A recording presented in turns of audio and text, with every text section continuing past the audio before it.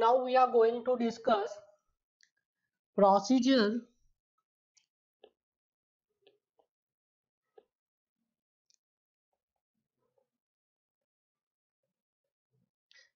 and purpose of shear force diagram and bending moment diagram.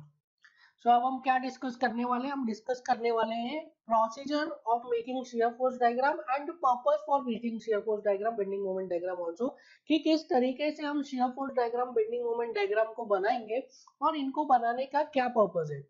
सो पहले हम analyse करते हैं procedure for making shear force diagram and bending moment diagram. So we will talk about procedure. So procedure consists of 3 steps. Step 1 is find end reactions. Find end reactions. End reactions कैसे निकाल सकते हैं? Using equilibrium condition. So equilibrium conditions को use करके in the step 1 we will calculate what? End reactions. Step 2. Step 2 is calculate internal forces. Calculate internal forces, that is shear force, bending moment or axial thrust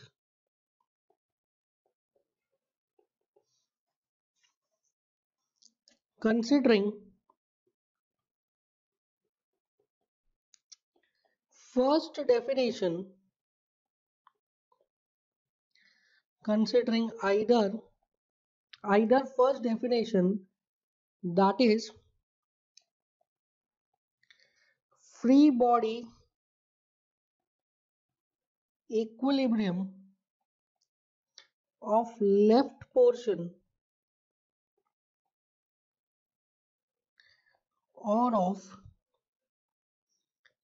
right portion of the concerned section. और ये तो first definition से हुआ, और by second definition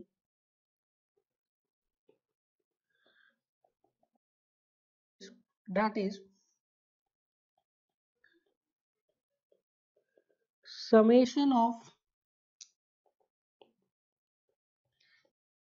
force will like algebraic summation of internal force either to the left or to the right of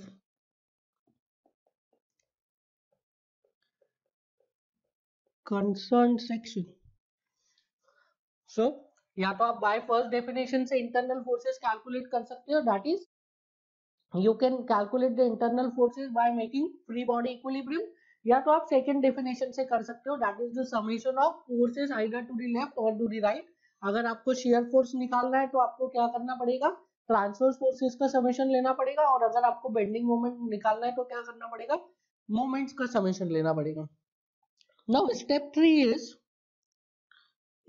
3 draw shear force diagram and bending moment diagram along the length of the beam. Draw shear force diagram and bending moment diagram along the length of the beam and find critical values, that is maximum values for safety of the structure.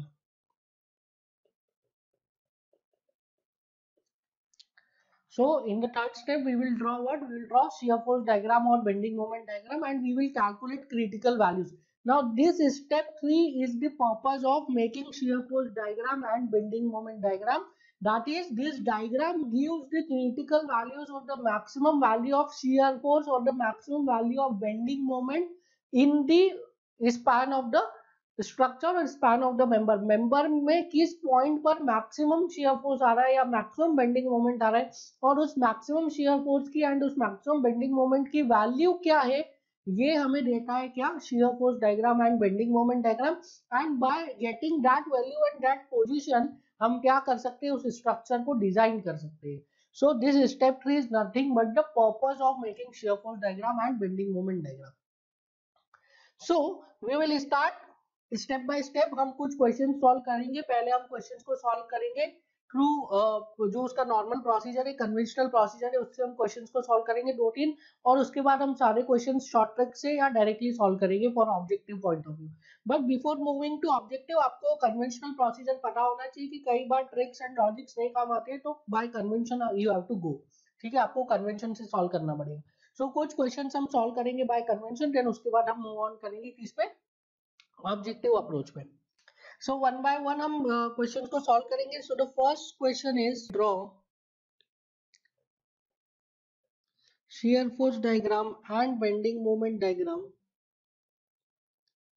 for the loaded structure shown below. So here there is a loaded structure like this. It is a simply supported beam of span L subjected to a load P at the center.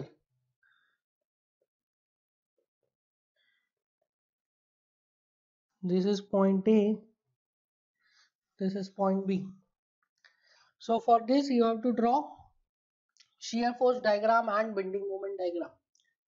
Now सबसे पहले आप इस structure को देखिए. This structure is a symmetrical structure. Now आप सबसे पहले देखिए what is a symmetrical structure. So अगर किसी स्ट्रक्चर को हम सिमेट्रिसिटी के लिए एनालाइज कर रहे हैं, तो सबसे पहले एनालिसिस से पहले what you will do, you will represent reactions. So this is R A, this is R B. ना जब भी हम रिएक्शंस लगाएंगे तो हमेशा रिएक्शंस हम लगाएंगे विद रिस्पेक्ट टू लोडिंग. जिस तरीके का लोडिंग दिया हुआ है और जिस तरीके के सपोर्ट से उनके अकॉर्डिंगली हम हमेशा रिएक्शन लगाएंगे. अगर जो एक्सटर्नल लोडिंग है उसमें कोई हॉरिजॉन्टल लोडिंग नहीं है एंड जो हमारा स्ट्रक्चर है दैट इज प्योरली हॉरिजॉन्टल, उसमें कोई वर्टिकल मेंबर या इंक्लाइन मेंबर नहीं आ रहा है, then in that case we will not going to apply any horizontal reaction. लगाएंगे भी तो वो जीरो वैल्यू आएगी. सो अगर स्ट्रक्चर में कोई हॉरिजॉन्टल लोडिंग नहीं दिया है, इसके साथ ही स्ट्रक्चर में अगर कोई वर्टिकल मेंबर नहीं है या कोई इंक्लाइन मेंबर नहीं है, in that case will not going to apply horizontal reaction. अगर इंक्लाइन मेंबर है या फिर वर्टिकल मेंबर है तो उस केस में आपको हॉरिजॉन्टल रिएक्शन अगर सपोर्ट दे रहा है तो आपको लगाना पड़ेगा. वेयरएज अगर स्ट्रक्चर में मेंबर जो है, member are only horizontal members और कोई हॉरिजॉन्टल लोडिंग नहीं है, then in that case we are not going to apply horizontal reaction.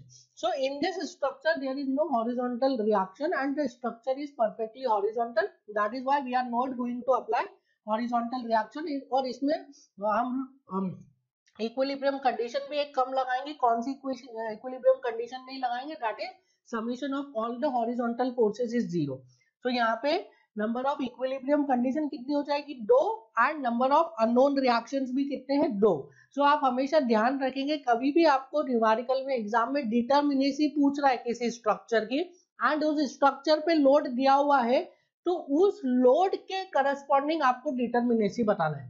ठीक है, अगर कभी आपसे डिटर्मिनेसी पूछ रहा है किसी स्ट्रक्चर का और लोडिंग दिया हुआ है, दैट मीन सिर्फ उसी डायरेक्शन में लोडिंग लग रहा है, दूसरी डायरेक्शन में लोडिंग नहीं लग रहा है, तो उस लोडिंग के करस्पॉन्डिंग आपको डिटर्मिनेसी बताना है. और अगर कभी न्यूमेरिकल में आपको लोडिंग नहीं दिया है, स्ट्रक्चर दिया है, स्ट्रक्चर के ऊपर लोड नहीं दिया है, देन इन दैट केस आपको जो डिटर्मिनेसी बताना है वो डिटर्मिनेसी आप यूनिवर्सल बताएंगे. दैट इज हर डायरेक्शन में लोड लग सकता है in around all the 3 possible direction, that is X, Y and rotation about Z. तीनों के अबाउट एक्सटर्नल लोड लग सकता है. सो अगर लोडिंग दी है दैट मीन्स सिर्फ उस लोडिंग की करस्पॉन्डिंग ही डिटर्मिनेसी बताएंगे, लोडिंग नहीं दी है तो आप यूनिवर्सल डिटर्मिनेसी बताएंगे। नाउ इन दिस केस यहाँ पे the member was perfectly horizontal and on this member there is no member is perfectly horizontal and there is no horizontal force, then in this case we are not going to apply what, we are not going to apply horizontal reaction। पहली चीज। दूसरी चीज क्या है इसमें, दूसरी चीज इसमें जो हम एक स्टैटिक रिएक्शन है, स्टैटिक इक्वेशन है, स्टैटिक इक्विलिब्रियम की condition that is summation of all the horizontal forces, वो भी हम कंसीडर नहीं करेंगे since there is no horizontal force on the beam. ठीक है। नाउ अब इसमें कितने रिएक्शंस होंगे, ओनली 2 रिएक्शंस, और इसमें कितने इक्विलिब्रियम कंडीशन है, 2 इक्विलिब्रियम कंडीशन है, that means this structure is a stable structure. Now अब मैं एनालाइज करूंगा इस स्ट्रक्चर को फॉर द सिमेट्रिसिटी। ठीक है, अब इसको सिमेट्रिसिटी के लिए हम एनालाइज करेंगे। देखिए सिमेट्रिसिटी के लिए एनालाइज करना क्यों जरूरी है, क्योंकि सिमेट्रिसिटी अगर आती है, सिमेट्रिकल आपके पास स्ट्रक्चर रहता है तो उससे आपको डायरेक्ट रिजल्ट्स मिल जाते हैं, आपको 50% सॉल्यूशन में रिजल्ट मिल जाएंगे। ठीक है, इसलिए हमेशा आप सिमेट्रिसिटी के लिए एनालाइज करेंगे, ऑब्जेक्टिव पॉइंट ऑफ व्यू से तो बहुत जरूरी है। ठीक है, सो सिमेट्रिसिटी एनालाइज करने से पहले सबसे पहले क्या करना है हमें, सबसे पहले हमें इसमें एक्सटर्नल रिएक्शन, एक्सटर्नल सबसे पहले इसमें रिएक्शंस लगाने, जो भी रिएक्शन सपोर्ट्स दे रहे हैं उन रिएक्शंस को आप इनकॉर्पोरेट करेंगे एंड रिएक्शन लगाने के बाद आप जो स्ट्रक्चर है उसको सेंटर से डिवाइड करोगे in 2 parts. So here I am going to divide the structure in 2 parts from the centre like this. So देखिए इस तरीके से मैंने स्ट्रक्चर को 2 पार्ट्स में डिवाइड कर दिया फ्रॉम द सेंटर। अब आप देखिए इस स्ट्रक्चर में आपको सिमेट्रिसिटी दिख रही है कि नहीं, यस यहाँ पे दिख रही है। दिस आर ए रिएक्शन, यहाँ पे एक वर्टिकल फोर्स लग रहा है इन द अपवर्ड डायरेक्शन, कहाँ पे लग रहा है, इस सेंटर से l/2 डिस्टेंस पे। सिमिलरली इस सेंटर से l/2 डिस्टेंस पे एक रिएक्शन लग रही है in the upward direction, right में भी एक रिएक्शन लग रही है in the upward direction, left में भी, और कोई फोर्स नहीं लग रहा है। जो आप सेंटर पे ये फोर्स लग रहा है P, ये तो सेंटर से कट ही हो गया है, सेंटर वाले क्रॉस सेक्शन से, तो left and right are identical, are symmetrical.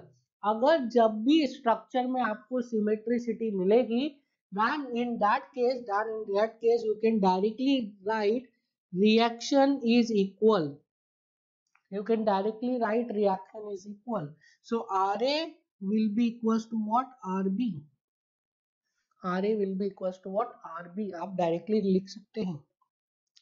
अगर सिमेट्रिसिटी मिल रही है then you can directly write that reactions are equal, that is RA is equals to RB, आप डायरेक्टली लिख सकते हैं। नाउ ये तो सिमेट्रिकल था, अब देखिए एक और आपको कंडीशन देता हूँ, आप बताइए सिमेट्रिकल है या नहीं है। Now tell me this structure is symmetrical और नॉट, ये जो स्ट्रक्चर है ये सिमेट्रिकल है कि नहीं। So this point is A, this point is B, यहाँ पे रिएक्शन लगेगा RB, यहाँ पे रिएक्शन लगेगा RA, since there is no horizontal force and the member is perfectly horizontal, so यहाँ पे मैं कोई horizontal reaction नहीं लगा रहा हूँ। ठीक है, horizontal reaction नहीं लगाऊंगा तो यहाँ पे सिग्मा Fx equals to 0 भी नहीं लगूंगा, that is summation of all the forces in horizontal direction equals to 0 भी हम नहीं यूज कर पाएंगे। ठीक है, सो यहाँ पे एक आर रिएक्शन आ गया, एक आरबी रिएक्शन आ गया। अब और कोई रिएक्शन आएगी, yes definitely there will be one more reaction and that reaction is MA reaction भी आएगा यहाँ पे। सो अब देखिए क्या ये आपको सिमेट्रिकल दिख रहा है, कैसे देखेंगे, सेंटर से डिवाइड कर दीजिए इनटू 2 पार्ट्स, करिए divide from the centre into 2 parts. तो सेंटर से डिवाइड कर दिया इसको 2 पार्ट में, क्या दिख रहा है आपको, in the right portion, in the right portion क्या दिख रहा है आपको, there is one reaction RB, in the left portion क्या दिख रहा है, RA एंड MA, 2 रिएक्शन है। लोड तो एक्सटर्नल कुछ नहीं लग रहा है, P लग रहा है, वो सेंटर से कट हो रहा है। So this structure is not a symmetrical structure, not a symmetrical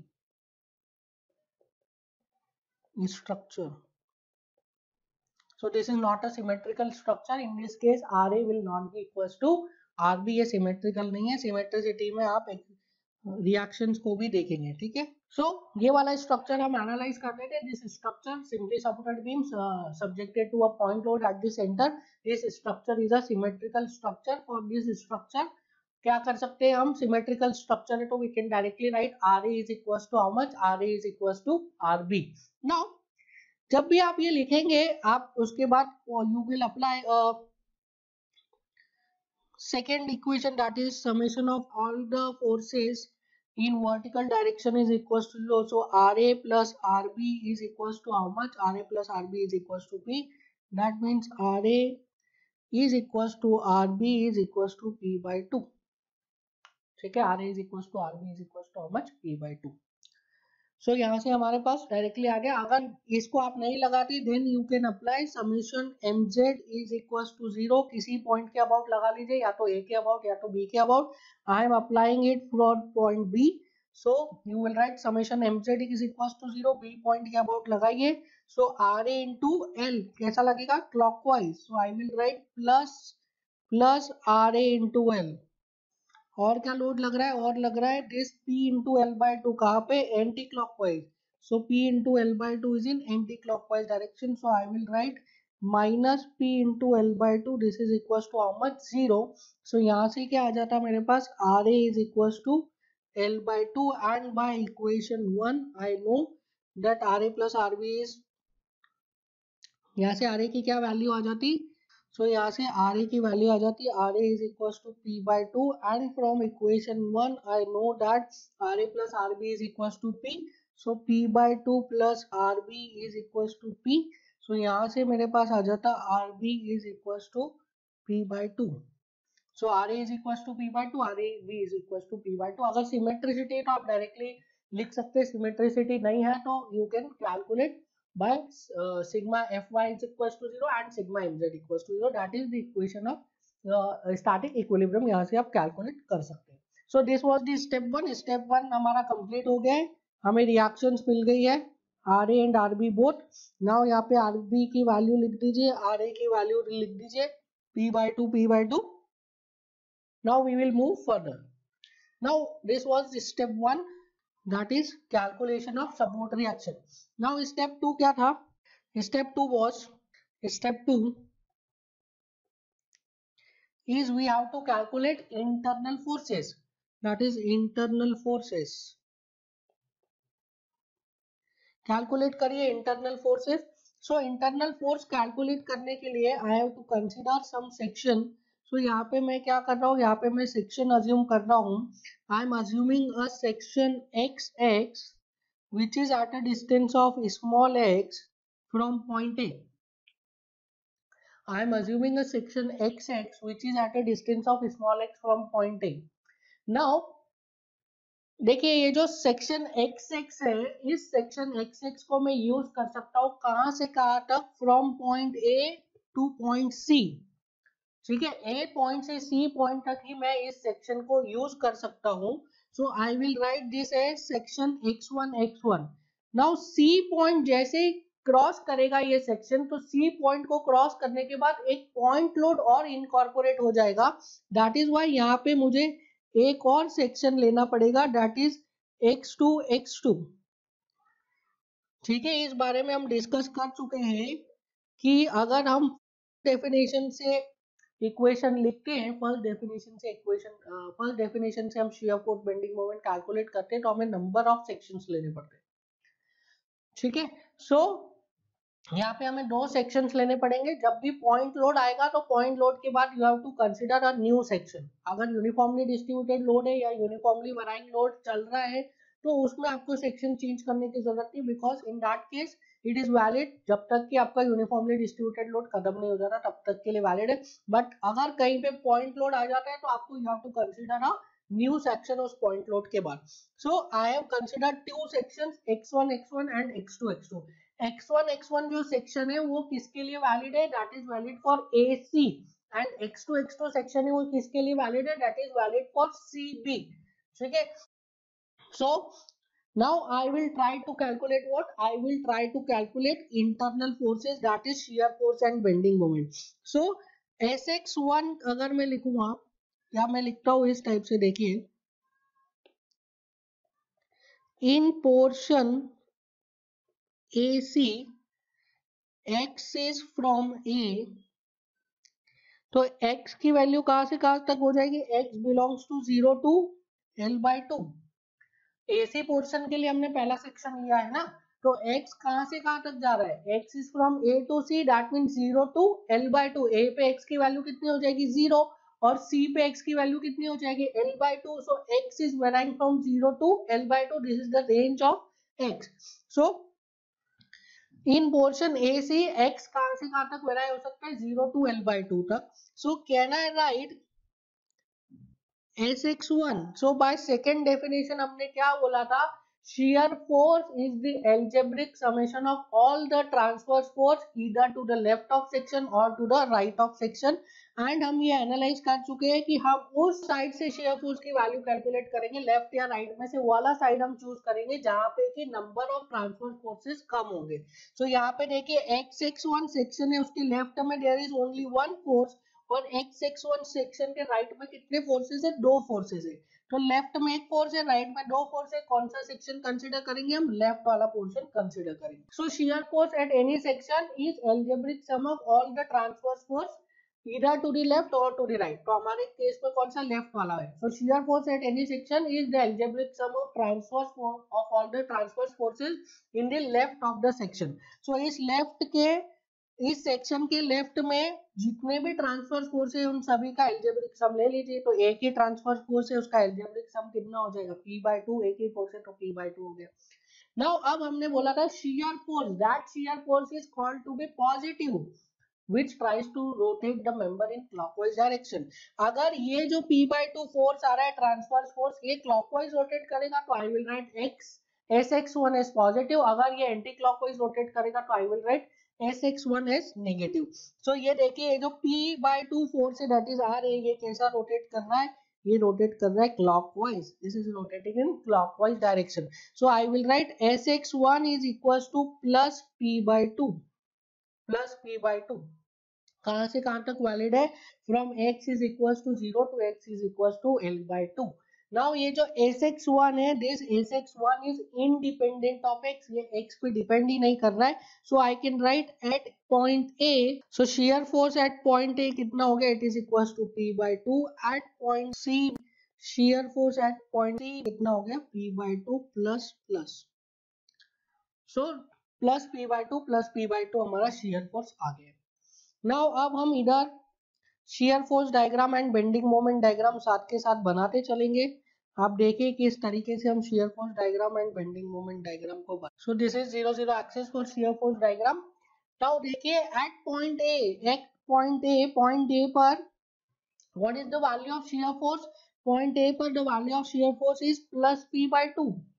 point C पर what is the value of shear force, the value of shear force is plus P/2.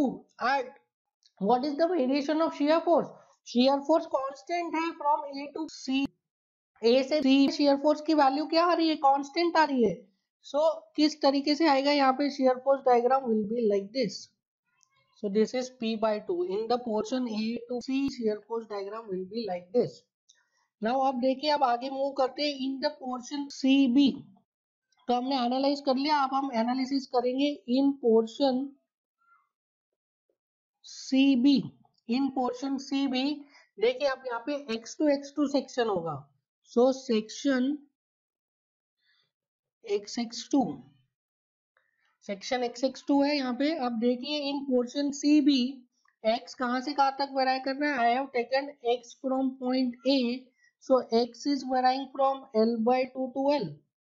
X will vary from L/2 to L. Now अब देखिए इस section में again we are having two options. one is right portion, other is left portion. दो portion है, एक left portion है एक right portion है. किस वाले पोर्शन से हम एनालिसिस करेंगे, हम उस वाले पोर्शन से एनालिसिस करेंगे जहां पे कि नंबर ऑफ फोर्स कम होंगे. तो यहाँ पे राइट वाले पोर्शन में there is only one force that is RB. Left वाले पोर्शन में there are two forces that is RA and P. तो हम किस पोर्शन से एनालिसिस करेंगे, राइट वाले पोर्शन से.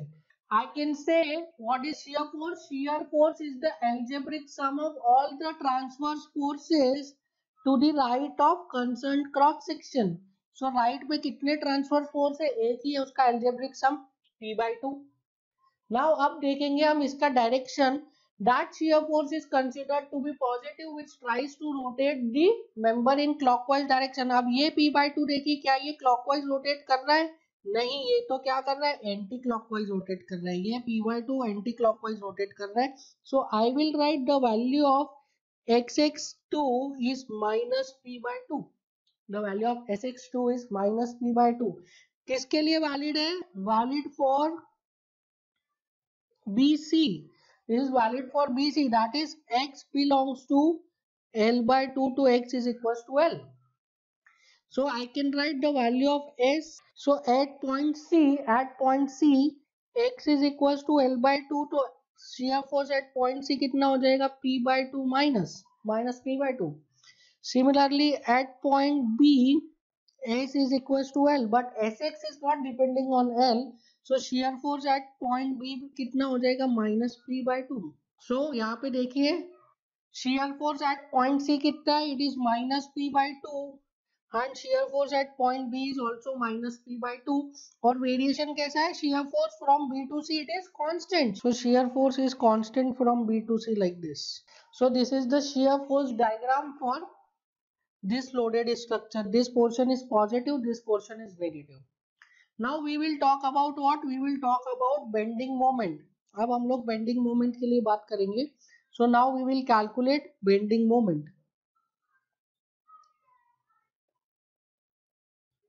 So पहले हम एनालाइज करेंगे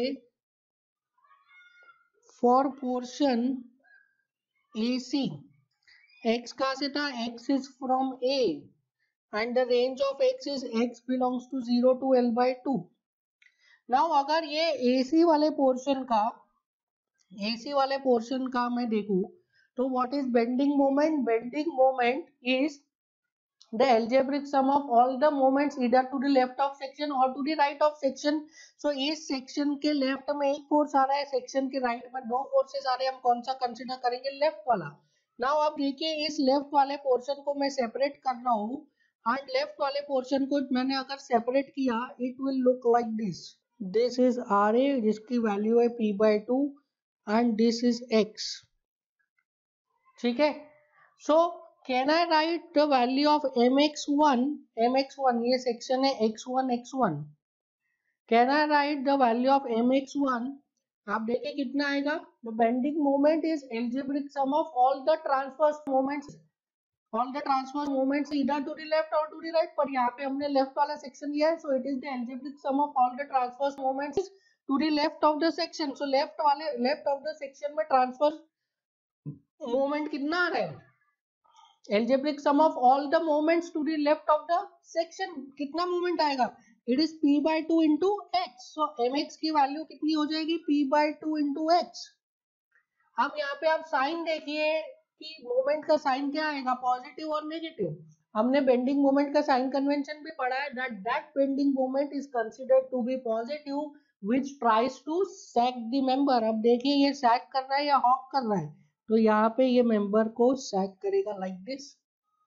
सो ये जो p by 2 फोर्स है ये मेंबर को सैग कर रहा है like this.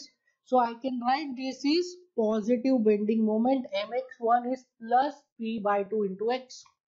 Positive bending moment है. सो अगर मैं बात करूं एट पॉइंट ए x कितना है? x is 0. So moment at point ए कितना हो जाएगा? 0. At point C x कितना है? L by 2. So moment at point C कितना हो जाएगा? It is PL by 4. Similarly अब आप यहाँ पे देखिए for portion CB. So CB portion के लिए देखिए we are considering x from A से ही कंसिडर किया है. देखिए x को in the portion CB, this portion x is from A. So in the portion CB कौन सा सेक्शन लिया है हमने? Section xx2.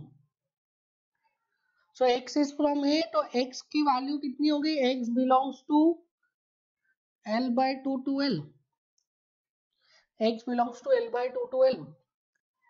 सो अब देखिए यहाँ पे for the portion CB portion के लिए हमने सेक्शन लिया x2. अब इस सेक्शन के राइट में एक ही फोर्सेस है, सेक्शन के लेफ्ट में दो फोर्सेस है. राइट पे एक फोर्स है, लेफ्ट में दो फोर्स है. हम कौन सा वाला लेंगे? हम राइट वाला लेंगे. So we will analyse this section from right. सो इसको मैं अगर सेपरेट कर लूं, so this is x2. This is the member and this is RB जिसकी वैल्यू है P/2। नाउ यहाँ से रे आ रही थी, उसका डिस्टेंस था x, तो इधर डिस्टेंस कितना हो जाएगा, इट इज L-x हो जाएगा, ये बचा हुआ distance. This is point B। So can I write the value of mx2 की वैल्यू कितनी हो जाएगी, again by the definition of bending moment, it is the summation, it is the algebraic sum of all the moments either to the left और to the right of section. But यहाँ पे हमने कौन सा section consider किया, right वाला। So moment, bending moment is algebraic sum of all the moments to the right of that section. So यहाँ पे there is only one moment, इसी लोड की वजह से मोमेंट आ रहा है। सो मोमेंट का वैल्यू हो जाएगा, it is P/2 into L minus x, P/2 into L minus x. अब पॉजिटिव आएगा कि नेगेटिव आएगा, देखिए ये जो RB फोर्स है, दिस फोर्स, ये सैक कर रहा है या हॉक कर रहा है, देख लेते हैं। This is trying to sag, moving upwards, upward move करने की कोशिश कर रहा है, मतलब सैक कर रहा है। So this is trying to sag the member, so we will write it is positive bending moment. So I can write at point C x की वैल्यू कितनी हो जाएगी, L/2। So I can write m at point C is equals to P/2 into L minus L/2, which is equals to PL/4. Similarly at point B, x की value कितनी हो जाएगी, L। So m at B is equals to P/2 into L minus L, which is equals to 0. So moment at point B कितना आ गया, 0, and moment at point C कितना आ गया है, PL/4. Now we will draw this moment on the bending moment diagram. यहाँ पे हम इसको draw करेंगे, देखिए this is 0 0 axis for BMD। Now point A पे कितना आ रहा है मोमेंट, पॉइंट ए पर मोमेंट आ रहा है 0। पॉइंट बी पर कितना आ रहा है मोमेंट, पॉइंट बी पर मोमेंट आ रहा है 0। पॉइंट ए पे आया 0, पॉइंट बी पे आया 0, एंड पॉइंट सी पे PL/4। and the variation of moment in AB portion is m is equals to px/2, that is it is linear, px/2 linear, and the variation of moment in the portion BC, it is also linear, p/2 into L minus x। देखिए कैसे linear देखते हैं, y is equals to mx की equation देखिए, तो y is equals to m into x, x की power 1 है यहाँ पे तो linear, यहाँ पे भी x की पावर 1 है तो linear, x की पावर 1 मतलब linear, x की पावर 2 मतलब पैराबोला, x की पावर 3 मतलब cubic parabola. So at point A, the value of moment is 0. At point B, the value is PL/4, like this, PL/4. And at point B, it is also 0. So A पे 0 है, C पे PL/4 है और B पे 0 है। Variation कैसा है? The variation is linear like this. So in this way, you can make what? You can make bending moment diagram. कैसा आएगा? This is positive. Bending moment diagram is positive. सो इस तरीके से हम क्या कर सकते हैं, by convention shear force diagram and bending moment diagram बना सकते हैं। 3 सिंपल स्टेप्स है। The first step is we have to calculate and reaction. अगर बॉडी सिमेट्रिकल है, आपका मेंबर स्ट्रक्चर सिमेट्रिकल है, तो डायरेक्टली आपको रिएक्शंस मिल जाएगी, रिएक्शन विल बी इक्वल। ठीक है। सेकेंड स्टेप है, you have to calculate internal forces, that is shear force, bending moment. कैसे कैलकुलेट करेंगे, you can calculate it by using first definition, that is by free body equilibrium, or you can calculate it by second definition, that is you can use summation of all the forces to either to the left of the section or to the right of the section, वहां से हम निकाल सकते हैं। जब second वाला आप definition use करेंगे तो वहां पे आपको साइन थोड़ा सा एनालाइज करना पड़ेगा कि जो आपके फोर्सेज आ रहे हैं वो पॉजिटिव साइन कन्वेंशन दे रहे हैं या नेगेटिव दे रहे हैं, उसके हिसाब से प्लस माइनस आप लगाएं। ठीक है, तो इस तरीके से आप अलग अलग सेक्शंस कंसीडर करके आप क्या करेंगे, बेंडिंग मोमेंट की इक्वेशन निकालेंगे, शियर फोर्स की इक्वेशन निकालेंगे, जो क्रिटिकल पॉइंट्स हैं, जो मेन पॉइंट्स है, उस पर हम शियर फोर्स बेंडिंग मोमेंट की वैल्यूज को कैलकुलेट करते हैं, और जो इक्वेशन है उससे हमें वेरिएशन मिल जाता है कि वेरिएशन लीनियर है, कांस्टेंट है, किस टाइप का वेरिएशन है, हम उस वेरिएशन के अकॉर्डिंग डायग्राम को ड्रॉ कर लेते हैं। अब in this there is critical value of bending moment is PL/4, this is the critical value, that is maximum value, and critical value of shear force is P/2, that is critical value। तो हमने यहाँ से critical values निकाली। Now this beam is designed for, this beam will be designed for bending moment of PL/4 maximum bending moment है, उसमें कुछ factor of safety लगाएंगे और उसके लिए हम बीम को डिजाइन करेंगे। And this beam will be design for P/2 shear force, उसमें हम कुछ और सेफ्टी फैक्टर लगाएंगे और उसके लिए हम डिजाइन